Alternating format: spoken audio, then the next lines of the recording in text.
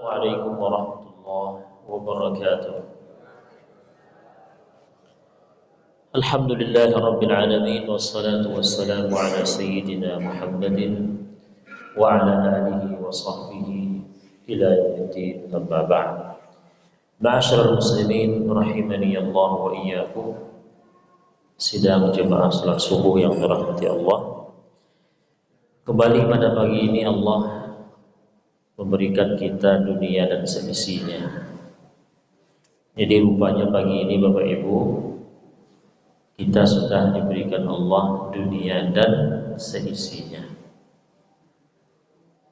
Gimana cara memahaminya? Dunia dan seisinya. Kata baginda Nabi Sallallahu Alaihi Wasallam dalam sebuah hadis, "Man asbaha minkum mu'afan fi jasadih, aminan fi sirbihi, wa 'indahu qutu yawmihi, faka'annama ad-dunya hizat lahu bihadafiriha." Kata Nabi Sallallahu Alaihi Wasallam, siapa yang berada di pagi hari di antara kalian. Jadi kita sekarang berada di pagi hari dalam kondisi tiga macam. Jadi siapa yang berada di pagi hari dengan kondisi tiga macam ini Bapak Ibu. Pertama, mu'afan fi jasadi, sehat badannya. Ada tensi naik begini? Ada Bu? Gula darah gimana? Naik enggak? Nah, sehat kan? Ya kalau tua juga lah kan. Tapi yang jelas badan sehat. Yang kedua kata Nabi, kondisi lingkungannya aman. Ada yang kemalingan tadi tidak? Motor ada kan? Mobil masih. Nah.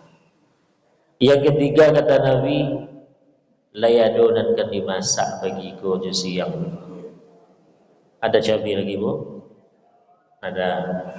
Bawang masih ada? Minyak goreng masih ada tak? Oh ada.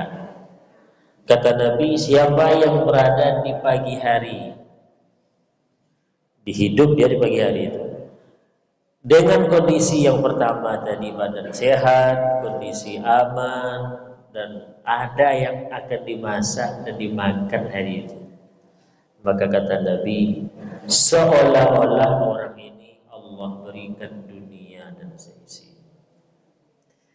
Apapun materinya Bapak Ibu, tiga itulah inti dari dunia. Badan sehat, kondisi aman, layadun dan dimakan. Apa lagi? Artinya Nabi ingin menyadarkan kita, pagi-pagi itu tidak usah banyak dipikirkan. Kalau sudah ada tiga nih, tidak usah cari masalah untuk membuat kepala pusing pakai koyok pagi-pagi itu. Badan sehat, alhamdulillah, tidak ada yang kubat. Tengok pula, harta benda aman tak? Tidak ada yang kemalingan, alhamdulillah. Yang ketiga, tengok dapur isi kulkas. Ada nak yang boleh masak begini? Oh ada, ya sudah. Kata Nabi, berarti dunia sudah kamu miliki di pagi itu. Nah, jadi jangan banyak lagi pikirkan nanti. Setoran mobil pula terbayang, setoran ini pula. Nah, kalau itu kita yang salah, memusingkan diri sendiri. Ma'asyiral muslimin rahimani Allah wa iyyakum. Kita lanjutkan. Jadi kaji kita bukan yang itu. Bapak Ibu yang dirahmati Allah, masih kita membahas tentang hukum sholat. Ada empat uzur ini, empat halangan yang membuat kita nanti tidak berdosa kalau sholat yang 5 waktu itu ternyata kita lakukan di luar waktunya. Jadi ada 4 alasan yang kita diperbolehkan untuk melaksanakan sholat yang wajib itu di luar waktunya. Pertama, karena tidur. Nah, jadi tidur itu rupanya halangan itu. Cuman syaratnya ada. Tak semua tidur nanti jadi alasan kita boleh mengundur waktu sholat sampai di luar waktunya habis. Dengan syarat tidur itu sudah dimulai sebelum masuk waktu sholat. Nah, Jadi kalau kita tidur umpamanya sebelum masuk waktu zuhur dan baru terbangun setelah habis sholat zuhur, waktu sholat zuhur, bangun kita. Umpamanya waktu zuhur masuk jam 12 pas 00. Kita tidur jam 12 kurang seperempat. Nah, berarti kan kita terhitung mulai tidurnya sebelum masuk waktu zuhur. Kapan kita baru terbangun? Jam 4. Dan masuk waktu asar baru terbangun. Berarti sholat zuhur udah lewat ini, maka kita tidak berdosa. Tapi kalau kita tidurnya itu dimulai sejak waktu sholat wajib itu sudah masuk, kemudian kita baru terbangun setelah waktu sholat itu habis, kalau ini berdosa kita. Tapi jangan pula nanti pakai nawaitu pula. Kata Ustaz itu kemarin kalau tidur sebelum masuk waktu sholat, terbangun nanti setelah habis, tidak berdosa. Dicari-carinya pula waktu itu, jangan. Kalau niatnya untuk memang sengaja melakukan sholat wajib itu di luar waktu, lalu dia sengaja sholat sebelum masuk waktu itu, ini berdosa juga hukumnya. Ini dia mau istirahat, ngantuk tak tertahankan, tidur dia sebelum masuk waktu sholat. Tahu-tahu lewat waktunya, bangun itu setelah masuk waktu sholat berikutnya. Yang model begini tidak berdosa. Tapi kalau tidurnya itu setelah masuk waktu sholat, lalu terbangun setelah habis waktu sholat itu, maka ini tidak dimaafkan. Jadi Bapak Ibu, secapek apapun kita, sengantuk apapun kita, kalau sudah masuk waktu sholat itu, mending sholat dulu sebelum kita istirahat. Khawatir nanti terbangunnya itu setelah waktu sholat habis. Yang kedua Bapak Ibu yang dirahmati Allah, terlupa. Terlupa kita sholat zuhur ternyata belum. Udah habis waktu sholatnya. Baru kita sadar kalau sholat zuhur itu belum kita lakukan ketika azan sholat asar berkumandang. Udah bunyi azan asar di masjid ini baru astagfirullah. Zuhur saya belum lagi. Terlupa berarti kan? Terlupa juga menjadi sebab atau menjadi halangan yang dibenarkan. Cuman ada syaratnya. Penyebab lupa itu harus perkara yang mubah. Tidak boleh perkara yang haram atau makruh. Apa contohnya Ustaz? Perkara yang haram. Ya main judi kita umpamanya. Judi kan tidak boleh haram Pak. Menjudi kita. Gara-gara main judi itu terlupa sholat zuhur. Udah bunyi azan sholat asar, baru ingat astagfirullah, zuhur belum lagi rupanya. Lupanya itu karena perbuatan berjudi kita Tuhan. Kalau ini tidak ada cerita dimaafkan. Karena penyebab kita lupa sholat tadi adalah perbuatan yang haram. Apa contoh yang mubah Pak? Ya mungkin mancing mungkin kan, mancing. Ya bapak ini suka mancing dia. Jangankan istri lagi sholat pun lupa dia. Sudah masih asik ya. Berangkat dari rumah dia sebelum waktu zuhur umpamanya. Rencananya mau sholat zuhur di tempat mancing itu. Karena saking asik strike itu kuat. Lupa dia Pak. Udah bunyi azan asar baru ingat. Saya zuhur belum. Tadi saya rencana mau saya zuhur di tempat mancing. Ini hukumnya terlupa yang seperti ini tidak berdosa. Kan mancing, apa hukum mancing Pak? Haram. Enggak kan? Enggak. Tapi kalau mancing haram sini ya sudah berarti haram juga. Jadi perkara-perkara yang mubah, kalau itu yang membuat kita lupa sholat tadi sampai habis waktunya, maka hukumnya tidak berdosa. Tapi sengaja ingat kita sholat sekarang udah masuk waktu zuhur, ingat kita, terus kita lakukan mancing, nanti aja lah kata kita. Lupa, udah masuk waktu zuhur, udah masuk waktu asar, udah azan, baru ingat kita gara-gara mancing ini. Padahal kita udah ingat tadi, ingat kita waktu sholat zuhur udah masuk. Nah, kalau begini tidak juga Pak, berdosa juga kita jadi. Karena dah ingat duluan. Terus kita lalaikan dalam artian kita teruskan mancing nih. Ah, sampai habis waktu zuhur itu. Pas asar masuk baru ingat. Nah, ini juga berdosa.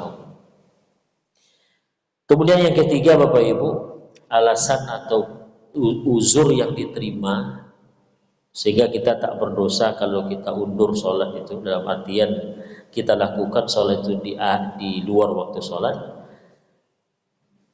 yaitu dalam rangka menjamak sholat. Yang namanya menjamak Pak, pasti ada satu sholat itu yang kita tidak lakukan di waktu ini. Ini jamak takdim umpamanya. Sholat zuhur, sholat asar kita majukan waktunya di waktu sholat zuhur. Sholat asar kita tarik, kita lakukan bersama dengan sholat zuhur di waktu sholat zuhur. Kan jamak takdim namanya itu. Nah, kan berarti sholat asarnya itu kita lakukan tidak lagi di waktunya, udah maju lagi. Atau jamak takhir, sholat zuhur kita mundurkan, kita lakukan di waktu sholat asar. Nah, kan berarti sholat zuhur itu tidak lagi di waktu zuhur. Tapi karena dalam rangka menjamak sholat, maka hukumnya tidak mengapa. Cuman yang penting diingatkan Bapak Ibu, kalau kita menjamak takhir, sholat zuhur kita undur, kita lakukan di waktu sholat asar. Atau sholat maghrib kita undur, kita lakukan di waktu sholat isya. Itu jamak takhir namanya. Syarat yang mesti, mungkin ya ini sering kita lalaikan, ketika sudah masuk waktu sholat yang akan kita undur itu, wajib kita niatkan menjamak sholat. Kalau kita tidak pasang niat itu berdosa kita, karena ada kesan kita melalaikan sholat. Contoh gini Pak, kita mau ke Sumbar nih, sebelum masuk waktu zuhur kita udah berangkat, sampai di Rantau Berangin, oh masuk waktu sholat zuhur umpamanya. Kalau kita betul-betul ingin melakukan sholat jamak takhir, zuhur itu kita mau lakukan nanti di waktu sholat asar, maka harus setelah masuk waktu zuhur pasang niat di hati, saya mau menjamak sholat zuhur ini nanti di waktu sholat asar. Harus pakai niat. Kalau tak pasang niat, tak ada niat seperti itu, berarti namanya kita melalaikan sholat, berdosa. Contoh gini, nanti aja lah. Tapi kalau nanti aja lah masih ada juga tuh kesannya. Pokoknya tak ada niat sama sekali. Udah masuk waktu zuhur tadi, tak ada kita pasang niat untuk menjamak sholat zuhur itu dengan asar nanti di waktu asar. Itu kita berdosa, Pak. Kenapa? Karena berarti kita mengundurkan waktu sholat zuhur sehingga habis waktunya tanpa ada alasan menjamak. Nah, berarti itu tidak dibenarkan. Jadi jangan lupa nanti. Jadi kalau sudah kita undur satu sholat ke waktu sholat yang berikutnya, dalam artian menjamak takhir, jangan lupa pasang niat untuk melakukan sholat jamak takhir itu. Agar perbuatan kita mengundurkan sholat zuhur atau sholat maghrib ke sholat yang berikutnya itu tidak dihitung sengaja melalaikan sholat. Kemudian yang berikutnya Bapak Ibu yang dirahmati Allah, ini juga penting Pak. Kan sholat jamak itu kan sebabnya bukan hanya musafir Pak. Di antara sebab sholat menjamak sholat itu adalah karena sakit. Ada Bapak Ibu yang sudah pernah sholat jamak karena sakit? Pernah? Alhamdulillah. Mungkin ada di antara kita membayangkan penyebab kita boleh menjamak sholat zuhur ke asar atau asar tarik ke zuhur, maghrib diundur ke isya atau isya tarik ke maghrib. Penyebabnya bukan hanya karena kita dalam perjalanan, Tapi juga diantaranya adalah karena kondisi sakit, beimpus, sakit yang memang berat lah.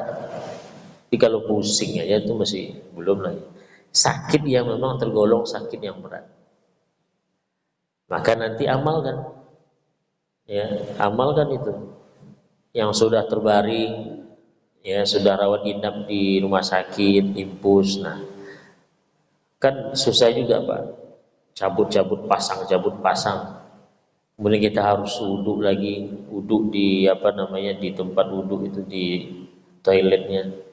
Maka amalkan ini, ketika sudah masuk waktu zuhur, nah, minta tolong sama perawat cabut ini sebentar, kemudian dipapah sama anak, mungkin sama pasangan istri atau suami, pergi ke tempat toilet, berwudhu di situ, keluar, nah, lakukan sholat zuhur plus asar umpamanya, jamaatan.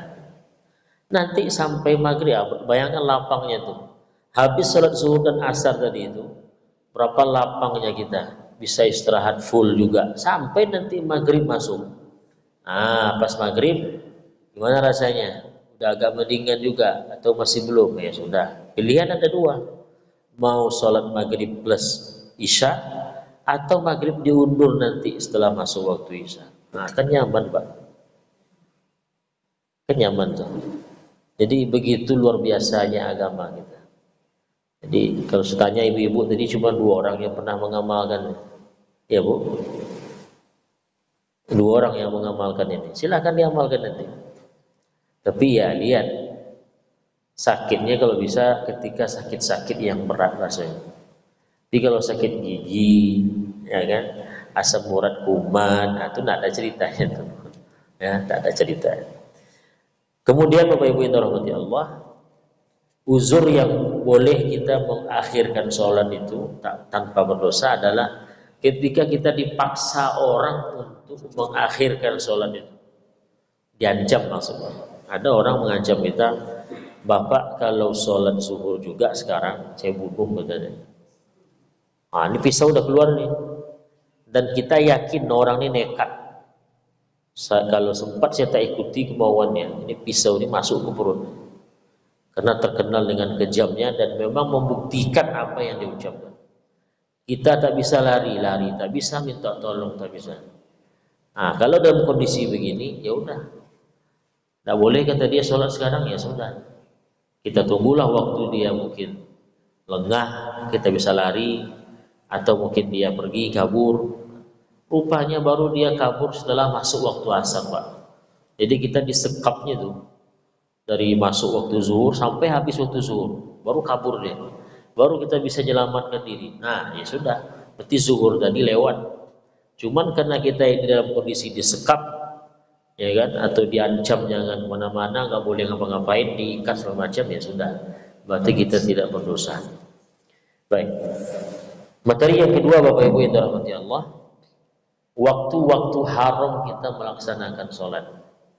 Jadi sholat itu kan wajib, ada yang wajib, ada yang sunat kan. Tapi ada pula waktu di mana kita haram melaksanakan sholat. Haram sini artinya kalau kita lakukan juga sholat pada waktu itu berdosa kita. Nah mana dia? Ada 5 Pak, ada 5 kondisi di mana kita tidak boleh sholat dalam 5 kondisi itu. Dari 5 itu ada 3 yang terkait dengan waktu, ada 2 yang terkait dengan perbuatan. Nah, kita lihat. Yang pertama, Bapak Ibu yang dirahmati Allah, tidak boleh kita sholat, artinya haram kalau kita lakukan juga, dari mulai terbitnya matahari sampai matahari terbit itu setinggi tombak dengan pandangan mata telanjang. Jadi kau tengok nih, matahari itu sudah sejak dari terbitnya itu dia sudah setinggi tombak. Cuman setinggi tombak ini kan susah juga kalau kita Pak. Kalau di gurun pasir nampak bisa diukur. Nah ukurannya adalah menit. Kata ulama kita, setinggi tombak itu adalah 4 derajat. 1 derajat itu Berarti 4 kali 4, 16. Kalau syuruk itu jam 5.57, syuruk itu artinya terbit, Pak. Kita ada tulisan syuruk. Syuruk itu artinya terbit. Kalau matahari terbit jam 5:57, tambah 16 menit. Baru kita sholat. Ya kan? Jadi kalau terbit matahari itu jam 5.57 atau taruhlah jam 6.00 umpamanya, maka tambah 16 menit. Baru kita sholat, baru kita boleh sholat. Apa, Babu? Enggak, kurang jelas. Oh, sholat suruh. Baik. Saya jawab dulu atau tunggu habis materi ini?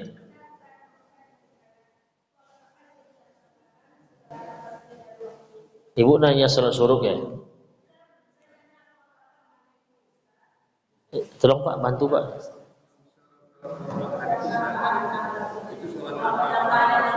Sholat ada mic-nya enggak?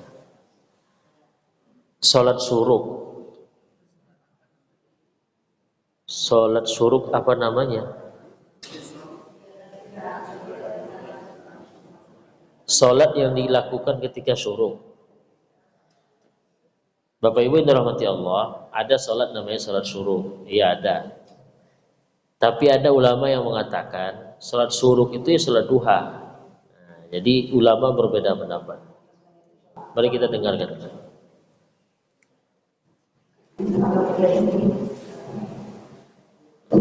Maaf Ustaz, saya mau nanya, kan Ustaz tadi bilang dari waktu tadi tambah 16 menit. Ya kan Ustaz tadi bisa bilang. Terbit matahari. Sholat apa? Sholat subuh, sholat duha. Baik, sebentar. Jadi Bapak Ibu dirahmati Allah, waktu haram kita sholat yang pertama adalah mulai terbit matahari sampai syuruk. Terbit matahari, kemudian sampai matahari itu setinggi tombak dengan kadar waktunya 16 menit. Oke. Kemudian ada satu sholat yang biasanya dilakukan ini di jamaah, namanya sholat suruh. Sholat suruh ini ulama berbeda pendapat, Bu. Ada yang mengatakan sholat suruh itu sholat duha, kata dia. Jadi sholat suruh itu nama lain dari sholat duha. Ini satu pendapat. Ada lagi ulama berpendapat, oh enggak, sholat duha itu lain, sholat suruh itu lain, kata dia. Artinya ada dua sholat yang berbeda. Satu namanya sholat suruh, satu lagi namanya sholat duha. Oke. Kalau kita ikut pendapat yang mengatakan sholat suruh itu sama dengan sholat duha, ya berarti mau tidak mau kita harus lakukan setelah terbit matahari itu setinggi tombak. Artinya setelah 16 menit dari terbit matahari. Tak boleh sebelum itu. Karena sholat duha situ mulainya. Jadi waktu sholat duha itu ya setelah 16 menit dari terbit matahari. Itu waktu sholat duha itu mulai. Kalau kita ikut pendapat ulama yang mengatakan sholat suruh itu ya sholat duha, bukan sholat yang baru gitu, sholat lain. Tapi kalau kita ikut sholat suruh, pendapat ulama yang mengatakan sholat suruh itu bukan sholat duha, berbeda, maka waktunya kapan jadinya? Nah, biasanya yang kita amalkan, Bu, itu juga setelah 16 menit setelah terbit matahari. Artinya 17 menit ke atas setelah matahari terbit. Kita lewati yang waktu yang haram itu. Tapi ada ulama juga, Bapak Ibu, yang mengatakan tidak masalah dilakukan ketika matahari sedang terbit itu. Jadi matahari terbit, jadi artinya tidak nunggu 16 menit dulu gitu. Ada ulama yang membolehkan, Bapak Ibu. Alasannya kenapa? Karena dia mengatakan sholat suruh itu sholat ada sebab, kata dia. Karena nanti sholat yang tidak diperbolehkan kita lakukan di waktu-waktu haram itu adalah waktu yang tidak ada sebab. Tapi kalau sholat itu ada sebab, maka boleh kita lakukan nanti di waktu-waktu haram. Contoh, sholat tahiyatul masjid, ya Bu, sholat tahiyatul masjid. Ada umpamanya orang dari luar atau ibu lah, ibu keluar mau wudu, ya, wudu. Terus ketika matahari terbit tuh, jam 5.57 atau 5.58, ibu masuk lagi ke masjid. Karena ibu masuk ke masjid lagi, kan dianjurkan kita sholat tahiyatul masjid. Ya udah, ibu sholat. Sementara ibu melaksanakan sholat tahiyatul masjid itu dalam waktu yang haram tadi. Boleh hukumnya haram sebab sholat yang ibu lakukan itu sholat ada sebabnya, yaitu sholat tahiyatul masjid, gara-gara masuk masjid. Tapi kalau sholat sunat mutlak, sholat sunat yang tak ada sebab, itu yang tidak boleh dilakukan pada waktu haram tadi. Yang pertama ya, waktu terbit matahari sampai 16 menit. Itu yang mau tanya Bu. Atau belum pas juga?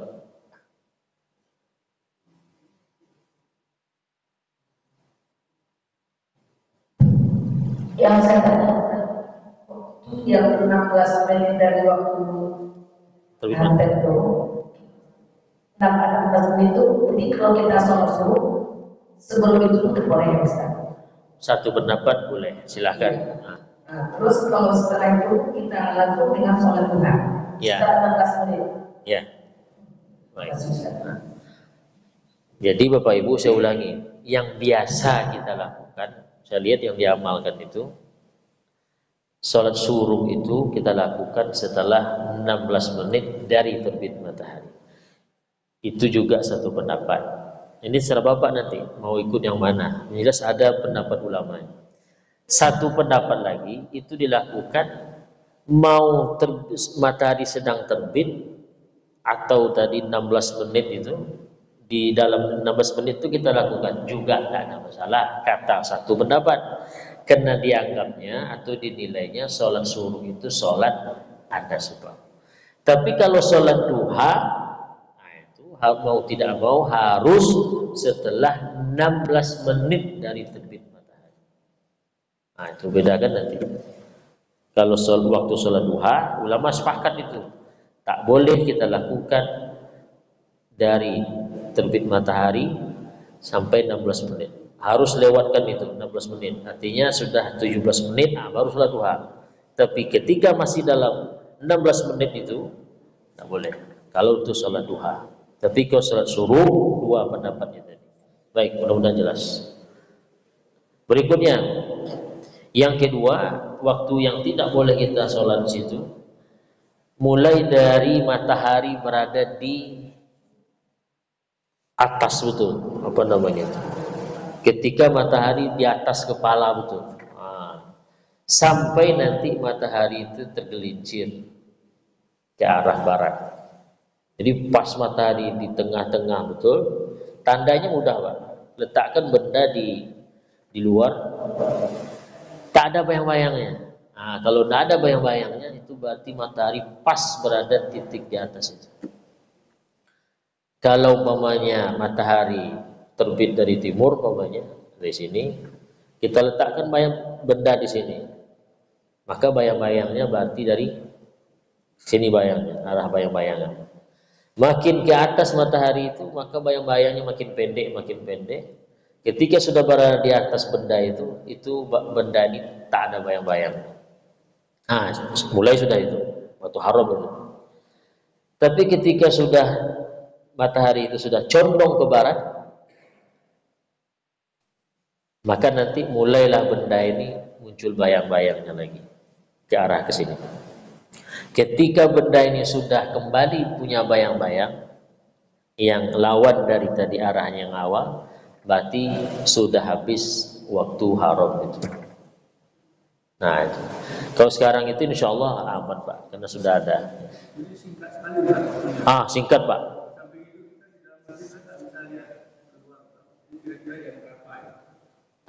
Saya kurang tahu juga berapa menit, berapa detiknya itu Pak. Ya kalau mau coba keluar dulu kan, cari yang area terbuka, letakkan kayu atau apa gitu. Tentu ya harus tahu mana barat, mana timur kan.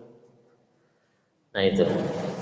Kalau di sini digambarkan Pak, kata ulama kita, wa muddatuhu qasiratun jiddan.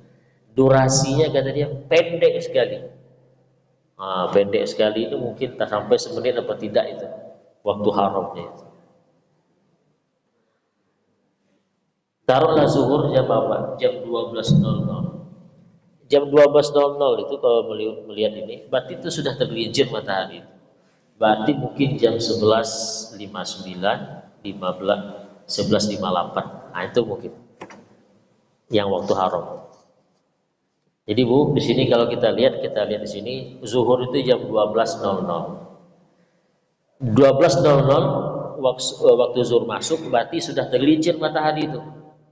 Benda itu sudah berbayang-bayang lagi itu. Nah, berarti kalau kita tarik mundur, berarti jam 11.58, 11.59, nah itu waktu haram itu. Jangan sholat, kecuali sholat ada sebab. Baik, berikutnya Bu. Waktu haram yang ketiga adalah mulai dari munculnya sapak kuning sampai terbenam matahari. Jadi matahari kalau mau terbenam Pak, kan ada sapak merah, sapak kuning. Sapak kuning itu warna kekuning-kuningan dari matahari itu. Kalau sudah nampak kuning-kuning itu, ketika matahari mau terbenam, jangan sholat lagi. Sholat yang tanpa sebab. Sampai nanti terbenam matahari. Oke. Kemudian sudah 3 Pak ya. Tinggal 2 lagi. Yang 2 ini haram kita melakukan sholat di situ, di kondisi yang 2 ini, gara-gara kita sudah melakukan sholat tertentu. Pertama, sholat subuh. Jadi Bapak Ibu, siapapun di antara kita, kalau dia sudah sholat subuh, mau berjamaah atau tidak, maka dia sudah terhitung tidak boleh lagi melakukan sholat sampai terbit matahari. Kayak kita tadi, kita sudah sholat subuh Pak. Sampai terbit matahari nanti jam 5.57 itu tak boleh kita sholat. Paham ya? Nah, jadi patokannya kita sendiri. Kita sudah sholat subuh belum? Sudah. Berarti ya sudah, kita sudah masuk hitungan tak boleh lagi sholat sampai terbit matahari. Yang kedua, setelah melakukan sholat asar sampai terbenam matahari. Kalau saya sudah sholat asar, mau berjamaah atau tidak umpamanya, ya sudah, berarti saya sudah masuk dalam kondisi di mana saya tidak boleh lagi sholat sampai nanti matahari terbenam. Paham Bu ya? Nah, kemudian yang mesti kita ingat Bapak Ibu, sholat yang mana yang tak boleh kita lakukan di 5 kondisi tadi? Apakah semua jenis sholat? Nah, ini dia. Sholat yang tak boleh kita lakukan di 5 waktu yang tadi yang haram itu adalah pertama, sholat yang punya sebab tapi sebabnya itu belakangan. Sholat dulu kita, baru sebabnya itu kita lakukan. Apa contohnya? Sholat mau safar, saya mau ke Sumbar nih. Saya mau sholat sunat. Saya mau melakukan perjalanan jauh ke Sumbar, mau safar. Maka dianjurkan sholat sunat. Mana duluan berarti Pak? Sholat dulu atau musafirnya dulu? Sholat dulu kan, baru kita safar. Nah, sholat yang model begini tidak boleh dilakukan di waktu yang haram tadi. Jadi setiap sholat sunat yang sebab dianjurkannya sholat sunat itu dilakukan setelah sholat itu. Nah, itu yang tak boleh. Paham Pak? Tapi kalau sebabnya itu dilakukan terlebih dahulu baru sholatnya, nah itu tidak masalah. Apa contohnya Bu? Tahiyatul masjid tadi. Kapan kita dianjurkan sholat tahiyatul masjid? Masuk, kan duluan masuk masjidnya, baru kita dianjurkan sholatnya itu. Nah, itu tidak masalah. Contohnya apa lagi? Sholat sunat wudu. Kapan kita dianjurkan sholat sunat wudu? Setelah berwudu. Itu. Jadi duluan sebabnya, baru kita sholat sunatnya itu. Nah, kalau ini boleh itu kita lakukan sholat itu di 5 waktu yang haram. Tapi kalau duluan sholatnya baru sebabnya, nah itu yang tak boleh. Contoh tadi apa? Saya mau musafir, mau ke Sumbar, safar. Nah, dianjurkan kita sholat sunat sebelum melakukan safar itu. Oh, berarti duluan sholat daripada sebabnya safarnya. Sudah, kalau begini sholatnya, nah, boleh kita lakukan sholat yang model begini di waktu yang haram. Contoh lain ada Pak, sholat sunat hajat. Itu duluan sholatnya, baru hajat. Atau sholat sunat keluar rumah. Jadi kalau sebelum keluar rumah kita dianjurkan sholat. Nah, kan duluan sholatnya baru keluar rumah. Nah, ini tak boleh juga kita lakukan sholat begini di 5 waktu yang haram. Yang kedua, sholat yang tak boleh kita lakukan di 5 waktu yang haram tadi adalah sholat sunat mutlak namanya Pak. Sholat sunat mutlak. Sholat sunat mutlak ini artinya sholat sunat tanpa sebab dan tak ada waktu khusus. Imam Ahmad itu sholat sunatnya itu rakaatnya itu sampai ratusan. Nah, itu kita bertanya, sholat apa yang dilakukan oleh Imam Ahmad itu? Itulah dia sholat sunat mutlak. Ibu boleh sholat sunat, ibu boleh sholat sepanjang waktu selain dari 5 waktu tadi. Tak ada kerjaan lagi umpamanya. Ibu sholat sunat start dari jam 8. 2 rakaat sampai nanti jam 11. Nah, berapa rakaat Pak? Pokoknya kalau taroga ini sembahyang sunat berarti. Itu namanya sholat sunat mutlak. Sholat sunat yang tidak ada waktu khususnya. Tidak ada waktu khususnya. Kapan saja, asal jangan yang 5 waktu haram tadi. Dan juga tidak ada sebab. Bukan karena masuk masjid, bukan karena mau safar, tidak. Itu namanya Pak sholat sunat mutlak. Apa niatnya Ustaz? Sholat sunat aja. Bagi kita yang ikut mazhab Syafi'i yang dianjurkan melafalkan niat, ya niatnya usolli sholat sunnah. Sengaja aku sholat sunat. Apa namanya? Saya sholat sunat sudah, tanpa menyebutkan jenis sholatnya. Aku sholat duha, sunat duha. Berarti itu sudah ada sebab berarti dia tak termasuk sholat sunat mutlak. Jadi para ulama kita dulu Pak, yang kita lihat sering sholat, banyak sholatnya, itu dia. Selain sholat duha, sholat sunat mutlak yang mereka lakukan. Jadi para salaf dulu, sholat itu memang rakaat itu tak terhitung. Ada yang ratusan. Nah, sholat sunat apa itu? Nah, itulah dia, sholat sunat mutlak namanya. Boleh Ustaz? Boleh, berpahala. Tapi apa nama Ustaz? Nama sholat? Tak ada nama khususnya. Sholat sunat mutlak itu sebetulnya sholat sunat tanpa nama. Itu sebetulnya Pak. Mutlak itu artinya tanpa nama, tanpa sebab, tanpa waktu. Itu artinya itu. Jadi sholat sunat tanpa nama, tanpa waktu, tanpa sebab. Itu artinya, itu maksudnya. Jadi kalau ibu sudah nak tahu apa yang mau dikerjakan, ambil wudhu, sholat sunat mutlak. Nah, itu dia. Jadi orang yang rajin sholat itu, selain dari sholat-sholat yang sudah kita tahu, sholat sunat rawatib, sholat sunat duha, tambah syuruk umpamanya. Itu dia sholat sunat mutlak. Jadi bukan sholat duha diperbanyak sampai sore, enggak, mana ada, ya kan? Sholat sunat mutlak. Karena ada orang yang dia memang Allah berikan hobi sholat Pak. Senang aja hatinya kalau sholat. Sholat apa yang dia kerjakan? Sholat sunat mutlak. Ada yang mengamalkan Bu? Ada yang mengamalkan sholatnya? Ini jarang nampaknya. Pokoknya kalau sudah bosan baca Quran, mamanya dah capek pula rahang nih, apalagi amalan kita. Bawa sholat aja 2 rakaat. Niatnya sholat sunat aja. Sengaja aku sholat sunat, selesai. Itu namanya sholat sunat mutlak. Nah, sholat sunat mutlak yang seperti ini tidak boleh kita lakukan di 5 waktu haram tadi. Kemudian Bapak Ibu yang dirahmati Allah, ini penting juga. Aturan haramnya kita sholat di 5 waktu itu tidak berlaku di kota Mekah. Nah, jadi Bapak Ibu kalau umroh nanti pas di kota Mekah itu tidak berlaku nih yang 5 waktu haram. Paham ya?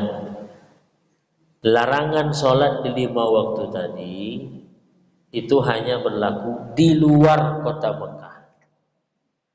Tapi kalau dalam kota Mekah, artinya masih dalam area kota Mekah, bukan Masjid Haram saja. Kita bedakan, Pak, ada Masjid Haram, ada kota Mekah. Kota Mekah itu lebih luas dari Masjid Haram. Masjid Haram berapa lah cuman kan? Ini kota Mekah itu, anggaplah yang segi 4 ini kota Mekahnya. Nah, yang tengah-tengah ini Masjid Haram. Selama kita berada di kota Mekah ini, walaupun tidak dalam Masjid Haram, aturan larangan yang 5 waktu tadi itu tidak berlaku. Jadi sholat aja lah. Mau sholat mutlak tadi, silakan. Tapi kalau sudah di luar kota Mekah, berlaku larangan sholat di 5 waktu haram tadi. Yang kedua, Bapak Ibu, khusus sholat Jumat, khusus hari Jumat, khusus hari Jumat, itu kita tidak dilarang sholat sunat ketika matahari berada betul-betul di atas itu sampai tergelincir matahari. Jadi ada pengecualian juga di hari Jumat, Pak. Umpamanya Jumat masuk jam 12.00, berarti diperkirakan waktu haramnya itu jam 11.58, 11.59. Karena ini hari Jumat, sholat kita di jam 11.58, 11.59 itu tidak ada masalah. Sholat sunat mutlak silahkan, sholat ada sebab seperti tahiyatul masjid juga ada masalah. Kemudian Bapak Ibu yang dirahmati Allah, berarti hanya 2 sholat tadi yang tak boleh kita lakukan di 5 waktu tadi, Pak. Sholat sunat mutlak dengan sholat sunat yang penyebab sholat sunat itu dilakukan setelah sholat itu. 2 ini aja.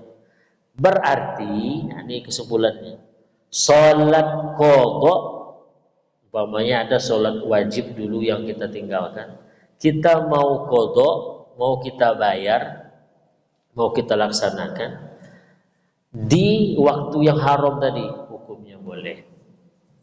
Contohnya gini, bagi kita yang dulu pernah melalaikan sholat 5 waktu, waktu muda-muda dulu, ya banyak sholat bolong-bolong, datang sadar ketika sudah usia-usia senja ini, tetap wajib tuh Pak di qadha tuh, tidak ada ceritanya. Berapa tahun dulu waktu muda kita nak sholat, 5 tahun, akalilah 1 hari sehari semalam ada 5 waktu sholat, akalilah 5 kali berapa tuh? Gimana cara mengqadhanya Ustaz? Tidak ke kantor saya nanti kalau di qadha semua. Caranya kata ulama kita, setiap sholat 5 waktu itu lakukan sholat itu lagi. Kayak sholat subuh tadi bapaknya. Habis sholat subuh tegak lagi untuk sholat subuh lagi. Tapi beda. Sholat subuh yang pertama itu tunai, ya. Tapi ya sholat subuh yang kedua itu sholat subuh membayar sholat subuh yang 2 tahun. Kerjakanlah selama 2 tahun. Selesai terbayar itu insya Allah. Jadi dia agak-agak aja, berapa lama itu awak jadi preman untuk ABG itu. Yalah wajib sholat, tapi dia mada, tinggalnya sembahyang. 5 tahun Ustaz. Berarti qadha sholat itu 5 tahun. Berarti start hari ini umpamanya mulai subuh ini, sampai subuh hari terakhir dari 5 tahun. Itu caranya. Kalau tak sempat mengerjakan sholat begitu banyaknya tuh, kan sempat juga kita, belum cari duit lagi, belum ini hajat ini lagi. Sudah, caranya setiap selesai melakukan sholat wajib 5 waktu itu, lakukan lagi. Habis sholat subuh tadi, zikir sebentar mamanya, lakukan sholat. Tapi kan saya sudah sholat subuh tadi, kan termasuknya tak boleh setelah itu sholat. Boleh. Kenapa?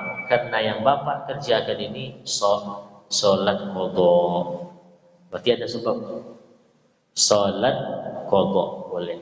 Jadi mengqadha salat yang wajib maksudnya itu boleh kita lakukan di 5 waktu yang haram tadi. Silakan Pak kalau ada pertanyaan. Sebelumnya saya tambah, ada sedikit yang penting, khusus pada kita laki-laki, kalau khatib sudah naik mimbar khatib, maka kita diharamkan melakukan salat apapun namanya kecuali salat tahiyatul masjid bagi yang lupa. Itu pun harus ringan salatnya. Jangan baca pula surat panjang. Lakukan salat tahiyatul masjid itu sesegera mungkin dan tidak boleh lebih dari 2 rakaat. Dibikin pula surat tahiyatul masjid itu 4 rakaat sama dia, Pak. Tak boleh. Itu kalau khatib sudah naik mimbar. Kita telat umpamanya, khatib sudah naik mimbar, ya sudah, lakukan salat tahiyatul masjid 2 rakaat dan secepat mungkin. Dalam artian baca Al-Fatihah, kemudian baca surat pendek aja, inna ataina, sudah. Nah, jangan lama-lama pula, haram hukumnya. Kenapa? Karena ketika khutbah maka fokus yang hadir khutbah itu mesti ke khutbah itu. Maka tidak boleh kita sholat sunat selain sholat tahiyatul masjid. Silakan Bapak Ibu. Ada yang ditanyakan? Silakan yang depan. Bapak dia.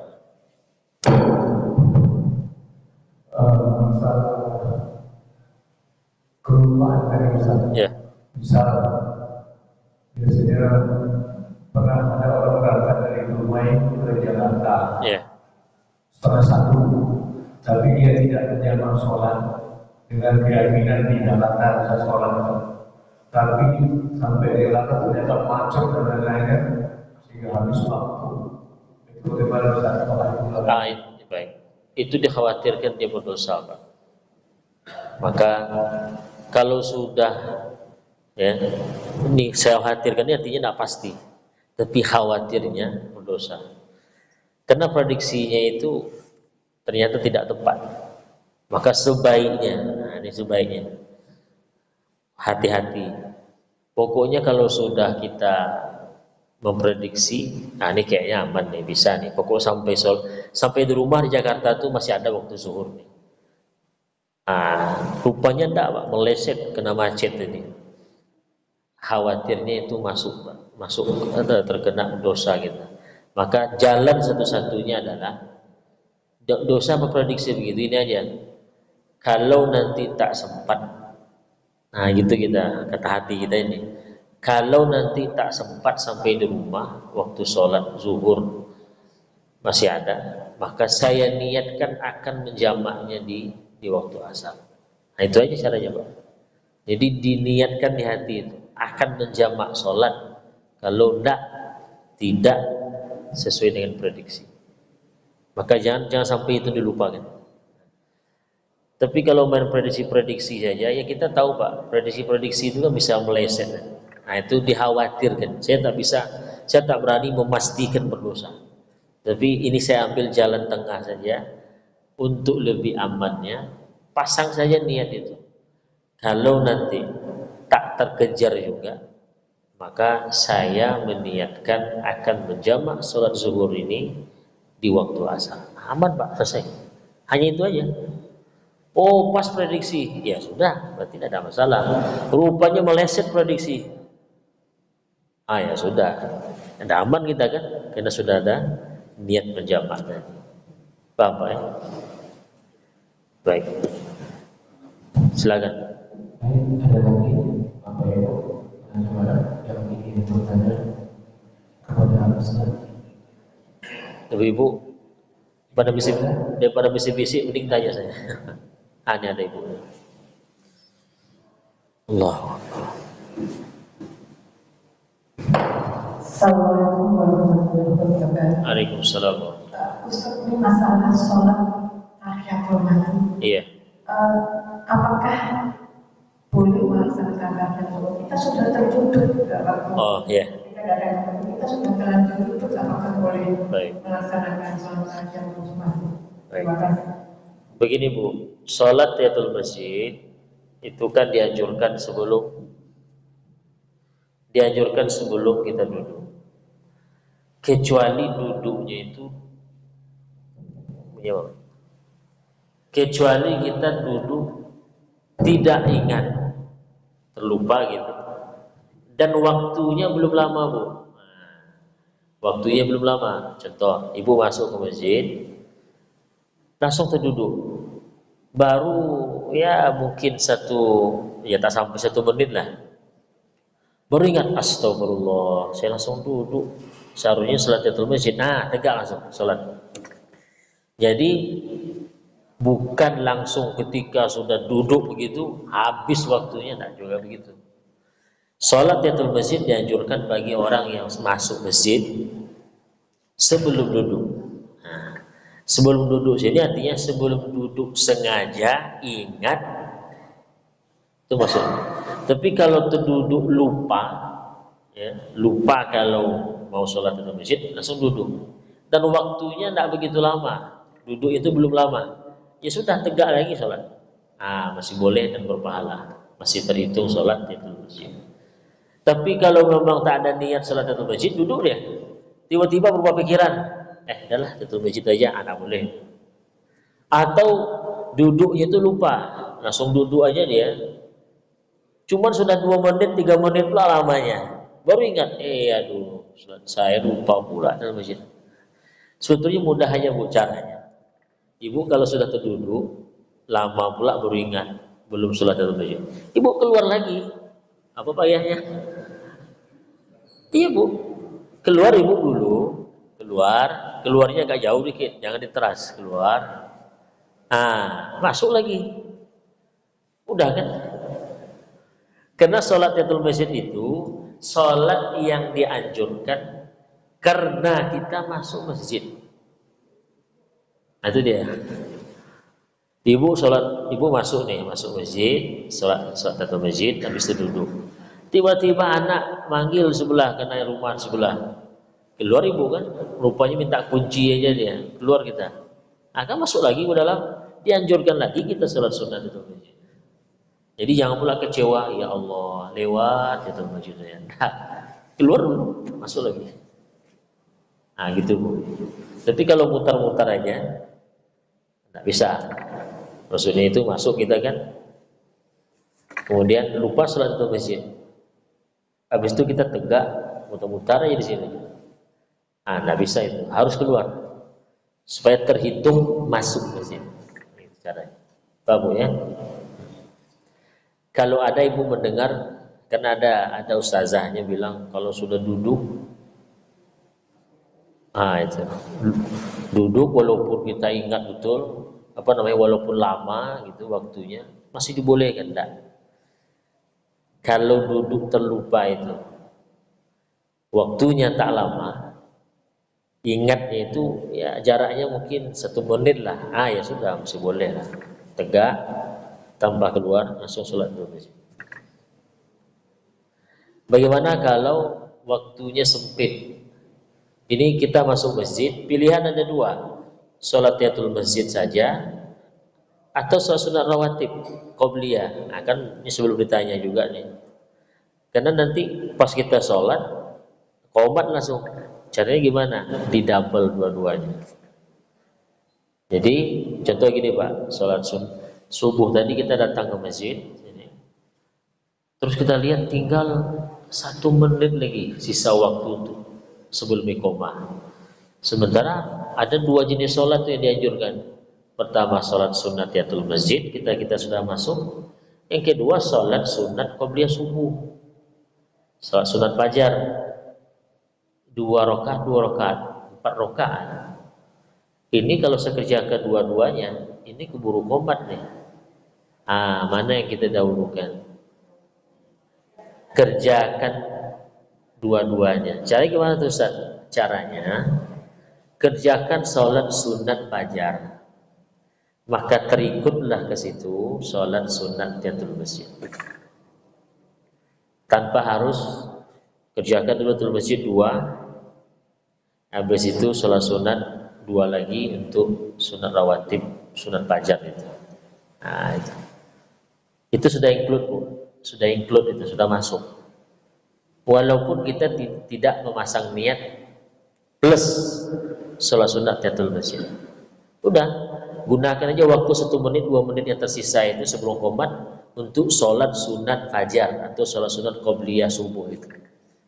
Dah, nanti dia akan terhitung langsung itu sholat sunat tahiyatul masjid kita. Didapat 2 pahala.